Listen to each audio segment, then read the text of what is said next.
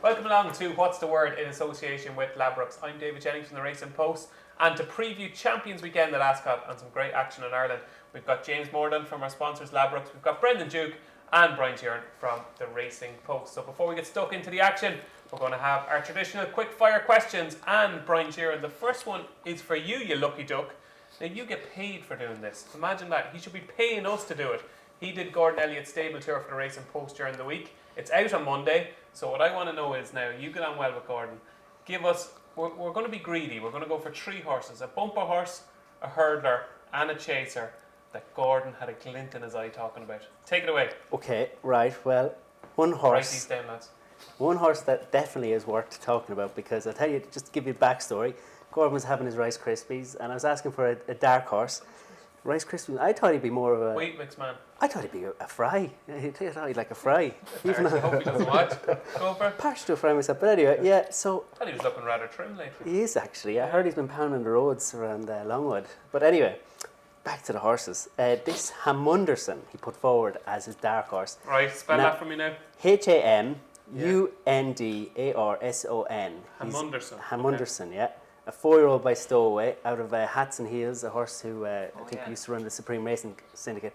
Now this is a Gigginstown 4-year-old, has never run before, but the reason why it's so interesting, he put it forward as his dark horse, and then later on he rang Simon McGonigal, his head man, to come in to the breakfast table and ask him what he thought his dark horse was, and they both put forward Hamunderson without having talked to, so that's... Both of them said the same thing? Yeah, exactly, yes. And there was no comparing? No, well, not that I know of, unless they had a big plan concocted to put me away, I don't know. But I don't think he'd be like that. Hamunderson is your bumper horse, that's your hurdler. hurdler. The hurdler is Malone Road. I know it's quite obvious, but he's going for a winner's bumper down Royal next month. And then I think they're going to be charting a path towards the Supreme Novices Hurdle. He even said that if we asked him the question who we thought would win the champion bumper this time last year, he said it wouldn't have been Envoy-Allen, it was Malone Road. This was the horse that they were all buzzing about. And my sources tell me he worked brilliantly at Punchestown last Wednesday. Yeah. To add to your with an Envoy-Allen. Okay, don't give it all away, right? Yeah. Okay, and your chaser to follow for the season? This I'm a Game Changer, a horse they picked up out of Philip Hobbs. They really think there's a big pot in him over 2 miles. I think he's actually only run it once over fences, but he put forward a Dan Moore at Fairyhouse, a race they've won plenty of times before in the past. So if I'm a Game Changer does make it to the Dan Moore at Fairyhouse, okay, viewers, write these down. Hamunderson, bumper horse, Malone Road hurdler, and I'm a Game Changer is your chaser. That's from Brian Sheeran, who did the Gordon Elliott stable tour on Wednesday. So Brendan Duke, your question is, obviously the big news last week, Enable races on in 2020. Good or bad decision? Is she going to be vulnerable next year? Well, it's a marvellous decision from the point of view of me and all race fans. I mean, the clue is in the title, race horses, right? You know, so we want to see a race, and it's only one foal. They're only going to lose out on one foal, so it's no big deal. Is she vulnerable? I mean, she's always a little bit vulnerable because she can't run into stratospherical levels in terms of ratings or whatever. So if she runs 4 or 5 pounds below her best, as she did in the Arc, she can get beaten. But she's currently favoured for the Arc, and quite rightly so. So if you were to have a bet now in the Arc, you'd back Enable? Oh, I haven't thought about it. She's the right favourite. Okay, let's leave it at that. That's good enough. Okay, James, your question is, this Saturday, obviously from a Ladbrokes perspective, yous are petrified because of your ambassador Frankie Dettori, this Frankie Yankee, and he's also got 2 other good rides as well. How scared are Ladbrokes right now of Frankie Dettori ruining their whole year? We might have to cut him off the Christmas card list if he does it to us, but we are running a bit scared. We're going to give 8 to 11 for him to ride 2 or more winners, 7 to 2 for him to ride 3 or more, and 14 to 1 for 4 or more. So you can take your pick of the 6 with that, but the Stradivarius Starcatcher advertising Lord North, they're the ones we're really, really afraid of. If those 4 horses do win, does it spell disaster for Ladbrokes? I could be out of a job if them 4 come in, so...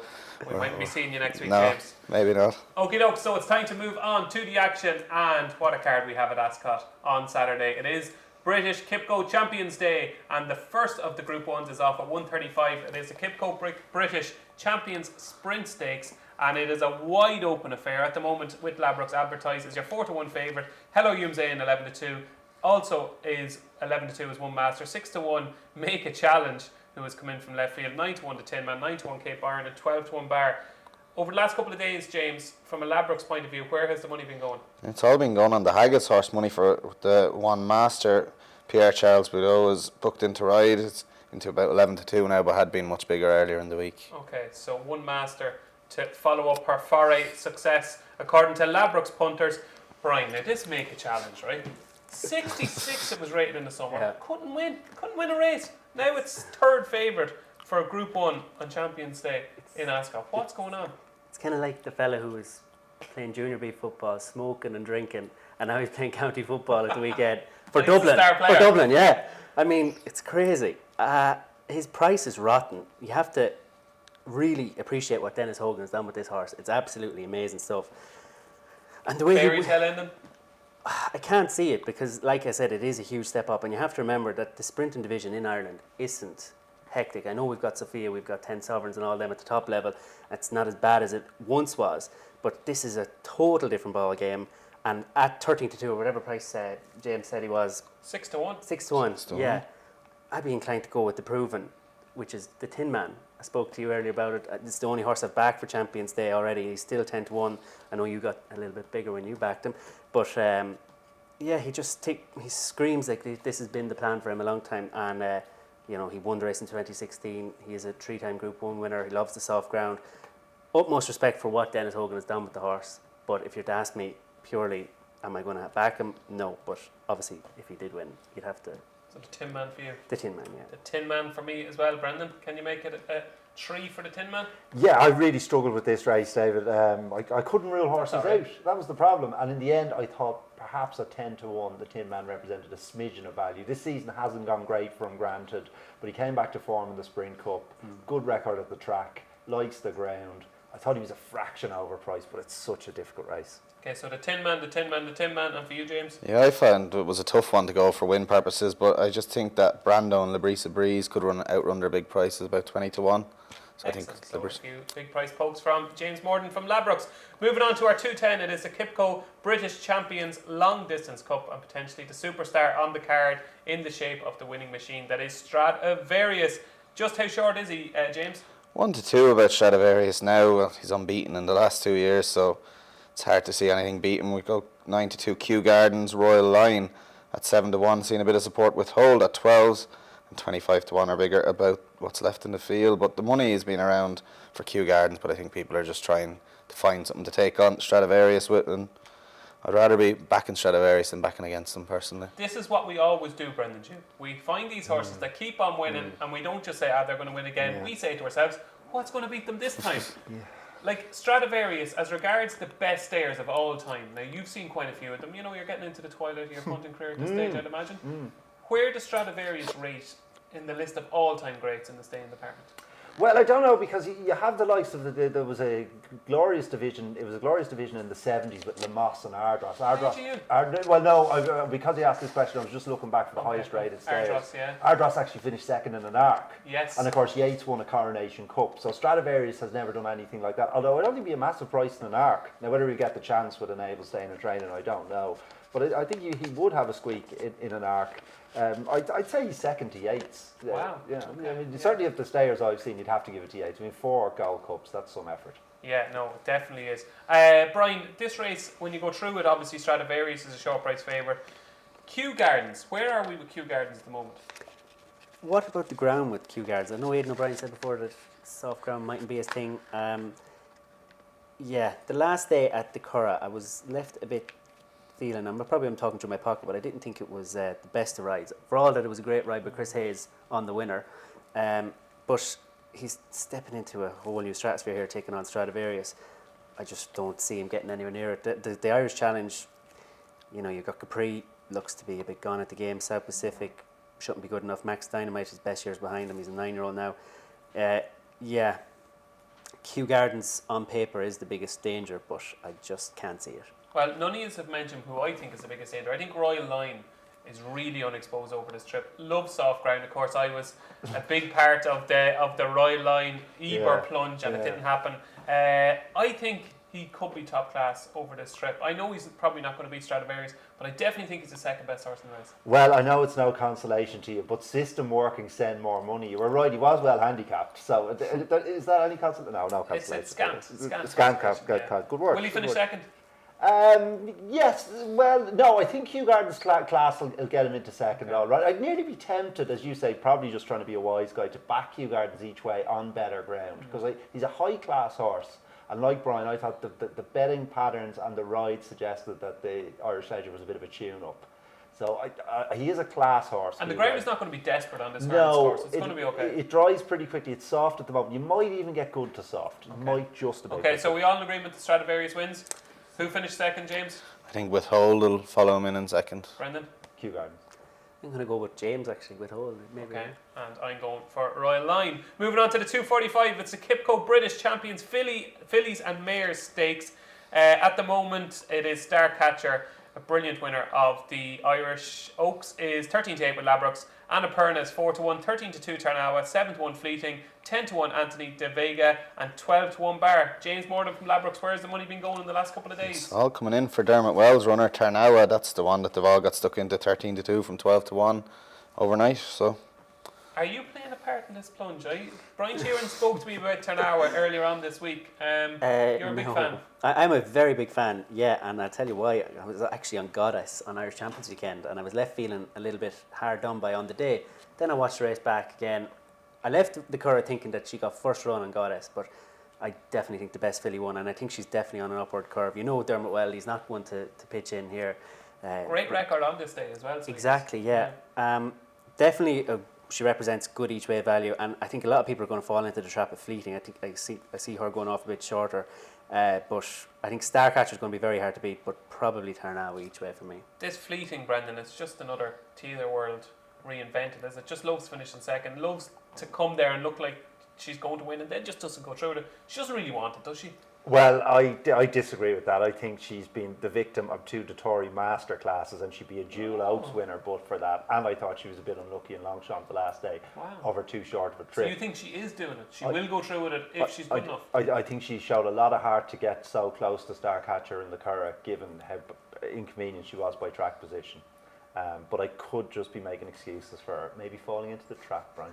And so you're a Fleeting fan in this race? I thought Fleeting, again, I couldn't rule horses out of it. This whole card is just a mystery wrapped in a riddle, but I thought at the prices Fleeting represented a bit of value. Okay, James, for you? I think John Gosden probably has the best horse in the race in Starcatcher, but if I was to have a bet, it'd be Tarnawa for me. Excellent. So 2 votes for Tarnawa, and we've got 1 for Fleeting. I'm going to stay out of this one. I think this is just too tricky. Moving on to the 320 at Ascot is the Queen Elizabeth II Stakes, and what a contest we have in store, James. How's the market shaping up at Labrooks? Yeah, there's plenty of money around for the Revenant, the French horse coming in here. That is 5-2 favourite, 11-2 Magna Grecia, Ben Battle, 7-1 with Lord Glitters, 8-1 King of Change, and 10's Bar. Now, Brendan Duke, you're a resident French expert. How good is this, the Revenant?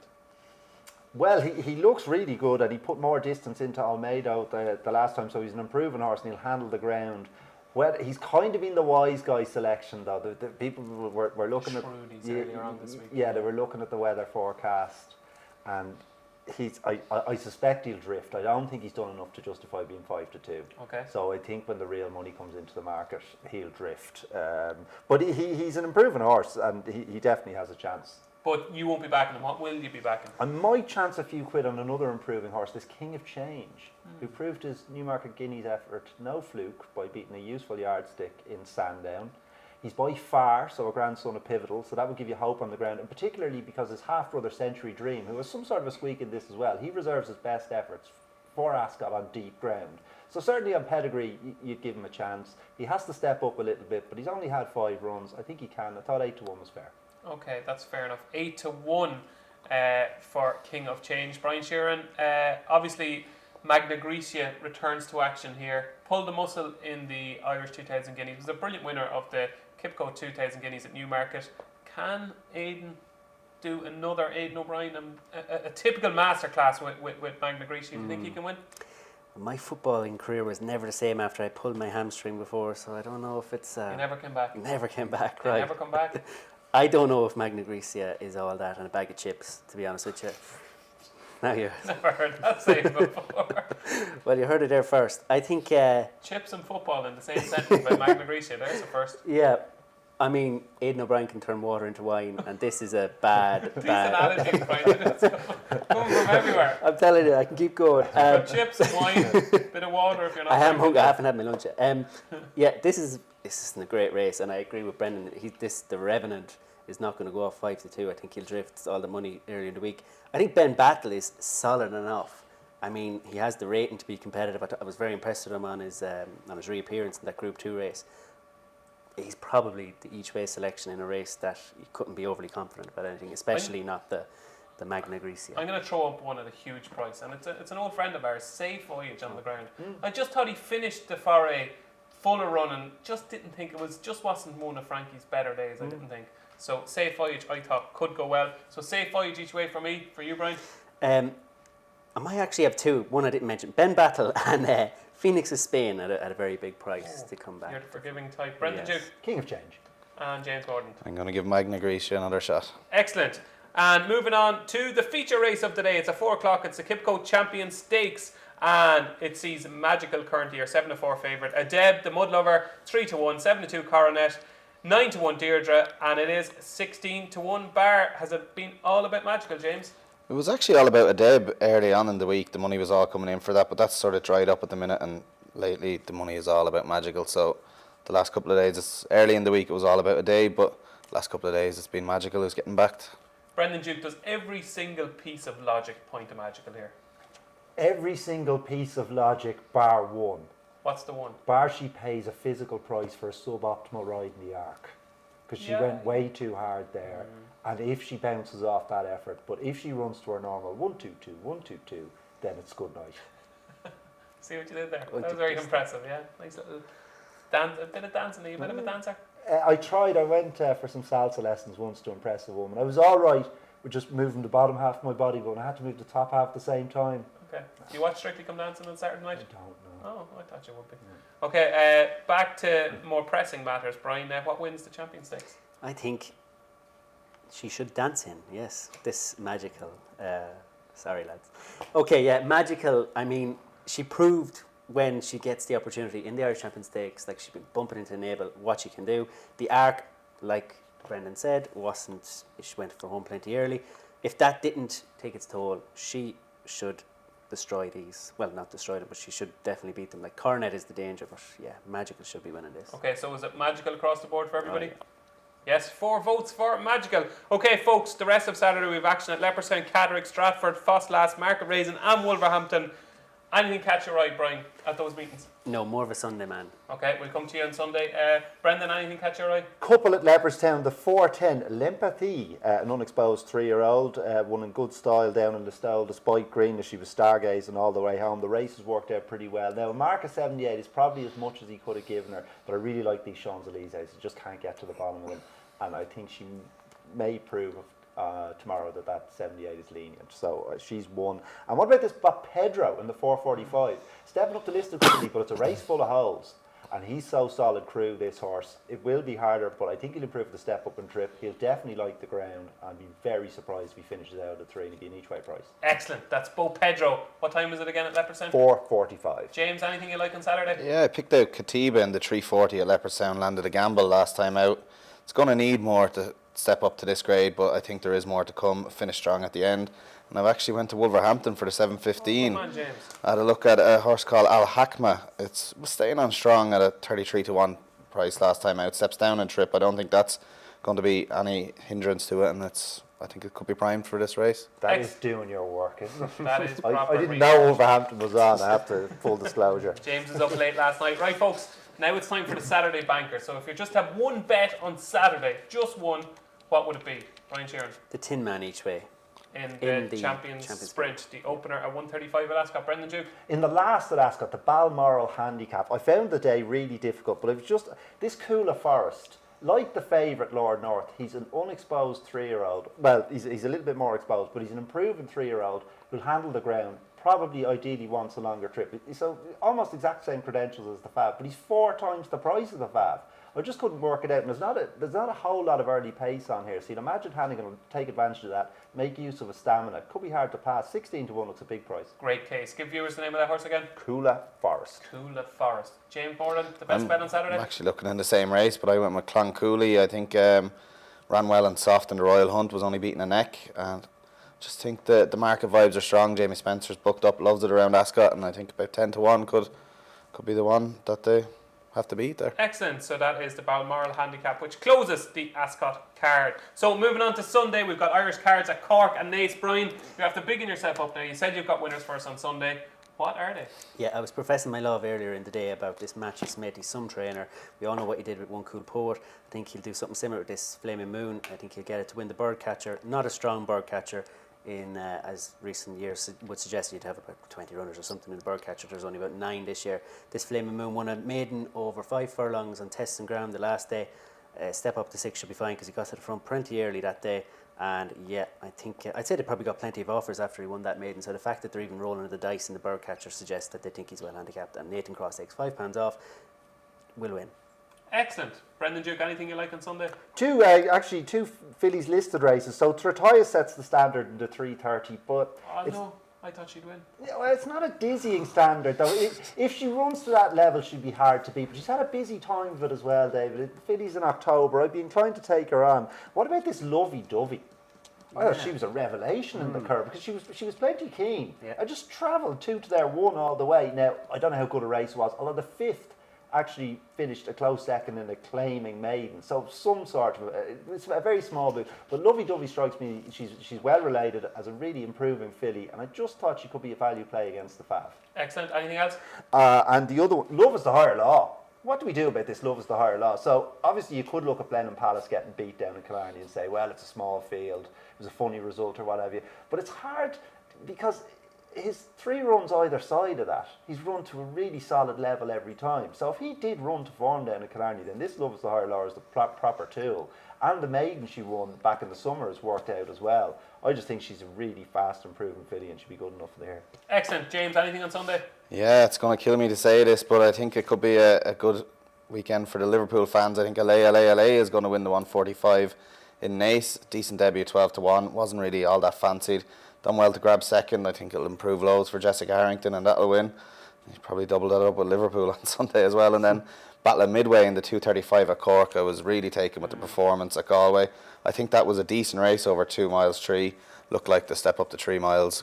How strong he stayed on is not going to be any issue to this one. So I think Battle of Midway will win on the 2:35 at Cork as well. Excellent. So now it's time for our 3 best bets of the weekend. Brian Shearer, we'll kick off with you. Okay, the Tin Man, Magical, the Tin Man in the 135 in the champion sprint, Magical then in the big one, is at 4 o'clock, and then I don't actually have the time on this fella, the Flaming Moon in the bird catcher on Sunday. Okay, I'll find the time, don't worry. Brendan Duke, your 3 best bets for the weekend. 4:40 in Ascot, Coola Forest, 4:45 in Leopardstown, Pedro, and then I'll go to Sunday in Naas, the 4 o'clock, Love is the Higher Law. Excellent. And the bird catcher, Flaming Moon, is at 2:20 at Naas on Sunday for Brian Sheeran. And James, your 3 for the weekend? Yeah, I'm going to go Magna Grecia in the 3:20 at Ascot, Katiba 3:40 Leopardstown, and then Battle of Midway in the 2:35 at Cork on Sunday. Excellent. So there you go, folks. That's this week's What's the Word. My thanks to James Morden from our sponsors, Ladbrokes, to Brendan Duke, to Brian Sheeran. I've been David Jennings from the Racing Post. Enjoy your Champions Day.